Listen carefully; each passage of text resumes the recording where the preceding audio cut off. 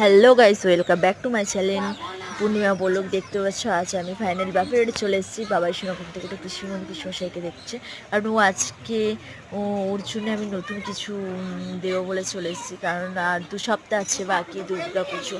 তা আমার বৌদিমণি দেখতে হচ্ছে শাক বাসছে। গাছ বলে তো কমেন্ট করে কী শাক। তা আমার মা বাবা এতটাই আনন্দ হয়েছে, কারণ আমি ফার্স্ট টাইম দুর্গা পুজো আছি এবছর দেখবো।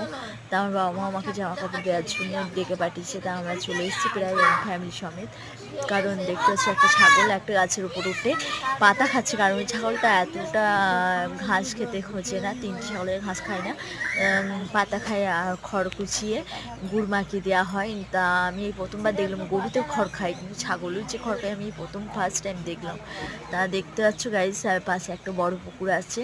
তা বাট একটা প্রাণীকে আমি দেখলাম, খুব এক্সাইটেড হয়ে পড়েছে, কারণ ওকেও আমি ভিডিওতে নিচে, ও পালিয়েও যায়নি। গাইস কমেন্ট করে বলো তো কী প্রাণী।